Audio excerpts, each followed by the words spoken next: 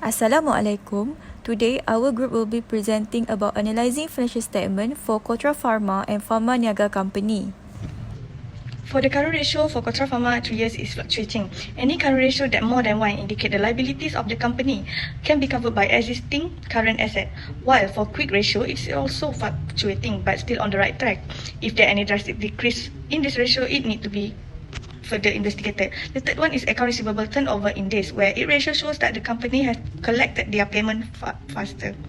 Next, for account payables turnover in days, it fluctuates over years. Then inventory turnover in days also fluctuate, and any inventory days that are high may be resulted in fictitious stock. For asset turnover for 3 years also fluctuating. The higher the ratio, the higher efficiency on entities asset used by the company. For profitability such as gross profit, net profit margin, and return on equity fluctuate over years and does not show any drastic changes such as decrease or increase on all this ratio. If there any drastic increase or decrease on this ratio, it might show that there is and inappropriate things such as fraudulent has happened in the company. And lastly, for debt to equity ratio, it shows low gear that indicates low debt on the company's sheet. Pharma Niaga. Current ratio for 3 years of Pharma Niaga is fluctuate because not every year current liability can be covered with existing current asset. Next, for quick ratio is declining that may require a closer review of the account receivable or account payable. For account receivable, turnover in days is collecting faster because the lower the turnover day, the faster the receivable collection. In account payable turnover in days, also fluctuate that may indicate that Pharma Niaga may faster or delay its payment to supplier. Major changes or fluctuate in inventory turnover in days can be indicator of inventory or purchasing scheme that result in fictitious inventory. Furthermore, the asset turnover of Pharma Niaga is fluctuate, but if higher the ratio, the more efficient the usage at entity asset. Besides, gross profit margin is declining drastically that can be concluded that something inappropriate such as fraud have occurred. New profit margin is increasing drastically, which more profitable the company, the better control it has over its cost compared to its competitor. Second last, ratio for return on equity measure a company profitability by revealing how much profit it generates for every ringgit that its shareholder have invested. Lastly, debt to equity, which increased drastically, that should be investigated further. A high debt to equity ratio means that Pharma Niaga has been aggressively financing its growth via debt financing. Next, I will be present about the potential fraudulence in these both companies. First is the Kotra Pharma Company. Fluctuation in the current ratio over the 3 years may indicate potential concerns. Variation can be influenced by change in the company liquidity position, operational efficiency, or management decision. Inconsistent fluctuation might raise suspicion of fraudulent activities. Possible areas of concern include manipulation of current asset or liabilities to artificially inflate or deflate the ratio. This could involve delay recognition of liability, fictions, increase in current asset, or attempt to mask financial issue.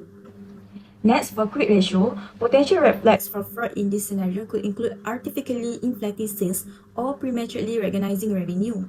It is important to analyze whether the company is engaging in aggressive or inappropriate accounting practice to give the appearance of faster collection. Additionally, while a faster account receivable turnover is generally positive, it's crucial to investigate further to confirm the legitimacy of the improved performance and rule out any fraudulent activity that might be influencing the metric. Meanwhile, for account payable turnover in days, rapid change in this metric might indicate altered payment terms, potentially to manipulate short-term liquidity or financial health. Meanwhile, for fluctuating in inventory turnover in day might suggest variations in sale, production efficiency, or inventory management. Fraudulent activities such as cancelling obstacle inventory or manipulating sale figure could contribute to irregular change. For asset turnover may be influenced by shift in sale, asset utilization. Fraud concern could arise if there were attempts to misrepresent the revenue of asset revenue. Next, for profitability, a drastic increase in profitability ratio alone does not necessarily indicate fraud, but it can be a cause for suspicion and should prompt a closer examination. Profit can legitimately improve due to various factors such as increased sale, cost efficiency, or effective management strategies. Next, for Pharma Niaga Company, Consistent fluctuation in liquidity ratio over 3 years may not necessarily indicate fraud, but they do raise concern about financial stability and management practices. Unexpected intentionally manipulation ratio could be a red flag to potential fraudulence. Next, a drastic decline in account receivable turnover day raises serious concern and suggests a potential fraud risk, such as rapid decrease may indicate artificial manipulation, possibly involving the premature recognition of revenue or overstating collection. Meanwhile, from the ratio of fluctuations in inventory in days and asset turnover ratio may due to channel stuffing and misrepresentation of asset value. Lastly, from profitability ratio, a drastic increase in profitability ratio alone does not necessarily indicate fraud, but it can be cause for suspicion and should prompt a closer examination. Profits can legitimately improve due to various factors such as increased sales, cost efficiency, or effective management strategies.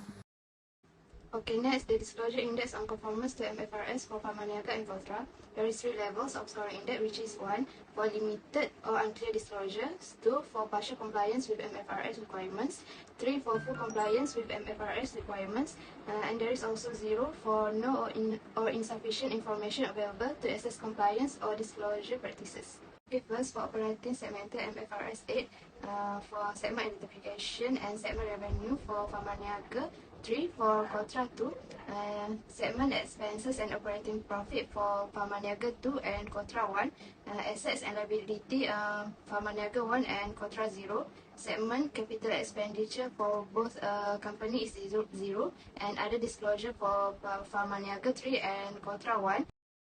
Okay, second for foreign operation MFRS 1 to 1. For identification of foreign operation for both company is 3. Financial information of foreign operation and exposure to foreign currency risk for Pharmaniaga is 3. For Kotra is 2. Segment disclosure for foreign operation for Pharmaniaga is 2 and Kotra 1. Okay, the last one is related party disclosure MFRS 1 to 4. First, identification of related parties, transaction with related parties, outstanding amounts, to or from related parties. For Pharmaniaga is 3, for Kotra is 2. And last one is control relationship and joint ventures for Pharmaniaga and Kotra, both is 3. Okay, overall observation for Pharmaniaga demonstrates strong compliance with MFRS requirements for measurement and disclosure across all 3 areas. Areas for improvement include disclosing segment assets and liabilities and capital expenditure by segment. And for Kotra, it shows partial compliance with MFRS requirements, particularly in disclosing segment expenses and operating profit, segment assets and liabilities, and capital expenditure. Related party disclosures and information on foreign operation are also areas for improvement. Okay, for recommendation, both companies should ensure their disclosure consistently comply with all relevant MFRS requirements, and Kotra should focus on improving disclosures in areas identified as weaknesses, particularly segment information and related party transactions. From Contra Pharma analysis, it performed well in terms of adhering to MFRS criteria such as revenue recognition under MFRS 115, asset valuation under MFRS 16, and disclose of related party transaction under MFRS 121. Contra Pharma MFRS compliance may avoid it from being impacted by PN17. Analysis PN17 arises from Pharmaniaga under MFRS 101 and MFRS 115, such allocation of 552.3 million on COVID-19 vaccination supplies triggered by PN17 criteria, influence market trend and reduce demand. The impact of external factors on financial performance in the face of industry competition. In year 2022, net loss of 607.3 million is attributed to financial issue result from PN17 impact on government contract, pricing barrier, and operational issue. Next, the revenue declined from 4.81 billion in 2021 to 3.51 billion in 2022 may be attributed to a decrease in vaccine supply, which impact revenue recognition. I will provide commentary on both companies adherent to the aforementioned MFRS must from examine the clarity and consistency of the policy utilized through the report. Next, review annual report to ensure that it discloses all relevant information. Then, read the auditory report carefully to understand any qualified or concern shown about financial statement MFRS compliance or fairness.